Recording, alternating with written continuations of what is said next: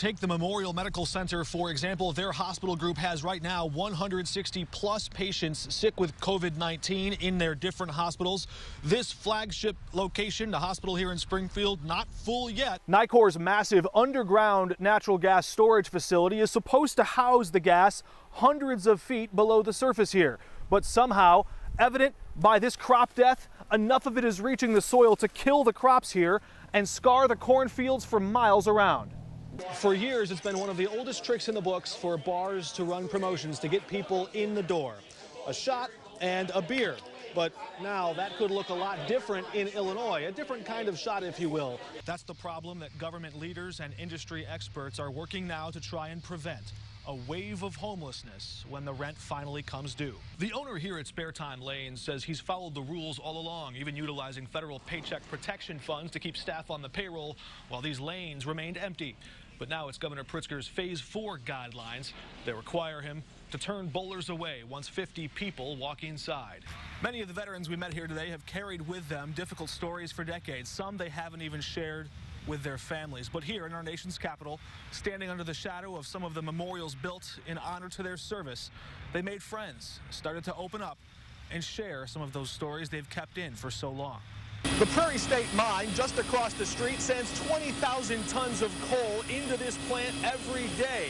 It comes in on these belts before they pulverize it and then boil it, turning it into that steam energy. All right, it's time for your State House scorecard. The House and Senate combining to pass 759 total bills out of one chamber or the other this week. We were there to cover all of it.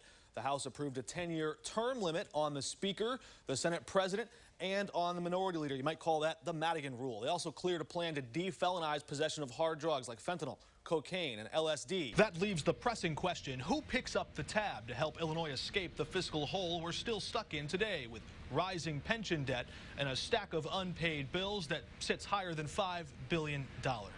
Alton is a city that lives and dies here on the river. It's outlined with flood walls to help protect against the rising currents, but those walls were no match for the rising pension costs that threatened to drown the city in debt. So in search of a life raft, the mayor moved to sell off one of the city's prized assets, the water treatment plant, to come up with some quick cash. You mentioned the downgrade to junk. Speaker Madigan did send a letter to the three bond ratings agencies yesterday, knowing that there was a tripwire at 1201, urging them to give a little bit more time to try and work with the state to get something done today. Some sources told me I should go check out the 4th floor of the Stratton building here behind me. There's a locked room at the end of this long hallway where a decade ago, former Speaker Madigan's staff huddled together and drew those political maps that would last a decade. Now there's a new speaker in place, but they're back at it, drawing those maps behind closed doors. This is where elected officials debate in public to pass laws inside the State House. But to find the secret room where politicians were drawing new maps, we had to go down these stairs, through an underground tunnel, up an old elevator, past this hallway loaded with old furniture, and found this locked door with a sign to call the Speaker's office. They wouldn't let us in, but dozens of House Democrats filed in and out. What's going on there? Gotta run, sorry. You gotta run. Moments after House Democrat Bob Morgan left the room. I'm sorry, I'm here for a meeting. What are they doing in there? I don't know what you're talking about. What's going on there? We caught up with him downstairs. You know what's going on in there? Well, I couldn't speak to any number of any door that's happening, so I couldn't speak to anything in terms of what the process is. What's going on in there? I'm not sure yet. I was just told to come up here. But then I saw you. The Speaker's office? Yeah. Huh? What meetings? Some kind of meetings. About the map? I don't know. Is it Joseph? What's going on again? It's the map room. It's the what? Map room. So what's going on? What are they doing? Can we follow up with that at the beginning? I think we're late. People, yeah, we got to get the guy to come open the door. So they're drawing the districts? Well, it's just all preliminary drafts being drawn for each district. Could I go in? Yeah, we gotta get started. Why not? I thought it was transparent. I don't make the rules. I don't have the key either. Take care. You know, we have a map that people can count on, that's transparent, that reflects the conversations that have been happening throughout the state. Did that look transparent? Pointing to your camera. I'm pointing to that room upstairs. I'm not sure exactly what you behind mean. The furniture. You know, again, the fact that we've had these hearings, you know, we had a hearing in Lake County where we listened to people from all across the district. That's transparency. The key theme at those public hearings? The most important thing to us is that the process is transparent. But the House Democrats have been dedicated to transparency. House Democrats are dedicated to transparency. Government should be transparent. But when we called the Speaker's office... Speaker staff. Hi, good afternoon. This is Mark Maxwell with Channel 3. Okay. I'm outside room 401S in the Stratton building, and it says to call this number with questions. Okay. What's going on in here? What's going on in the room? We're not allowed to talk to press, so since you identified yourself to press, you can only talk to the spokesperson. A spokesperson for the Speaker's office assured us tonight, quote, this is and will remain a transparent process. And, quote, we will file the map soon, and the public will be given a chance to weigh in, including at additional public hearings. But if it was transparent, then what data were they using to draw those maps? We asked that question, didn't get an answer. Reporting in Springfield, Mark Maxwell. A $15 minimum wage will arrive in Illinois 15 years after that fight got started. How fast food workers won the fight for 15 coming up. Illinois legalizes small amounts of marijuana with a warning why you could still get in legal trouble until New Year's. She's the most powerful Democrat in the country. What was Nancy Pelosi doing in Springfield? The national debate over statues in public comes to Abraham Lincoln's hometown. Why Speaker Madigan says this statue is a symbol of hate. And in that 50-page indictment, federal prosecutors lay out the case against Speaker Madigan's inner circle with 9 counts of criminal corruption and conspiracy. 3 of the defendants, former lobbyists with ComEd, one of them the company's former CEO. Yes, just moments ago, the House approved tougher ethics laws. The Senate could also take that up earlier. We expect that that will pass. Only 5 Republicans voting against it in the House, a strong sign of how much support there was for it. And the next time the House meets, it will be on Zoom. New House Speaker Chris Welch adopting new rules allowing the House committees to gather virtually and meet online.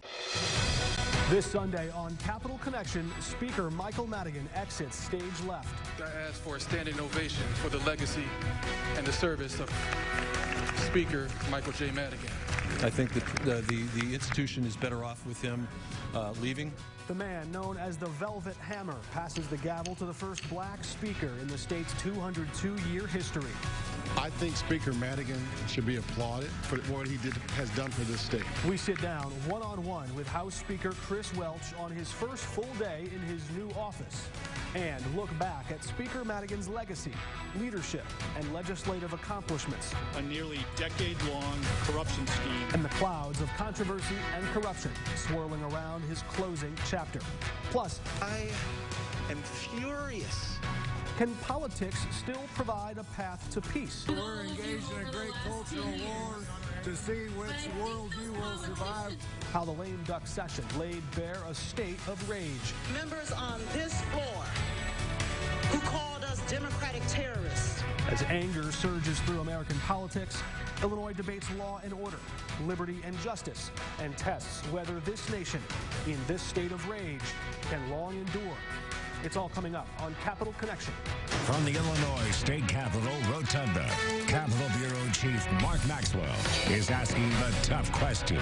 The U.S. Capitol was the backdrop for President Biden's inaugural address today, but this, our old state capitol, was the backdrop for his big breakthrough on his long path to the White House. 12 years ago, a young, fresh-faced junior senator from Illinois tapping Joe Biden as his running mate on the presidential campaign trail. That, of course, elevating Biden's status for years to come. The surrounding buildings, you remember these images in the days leading up to President Biden's inauguration.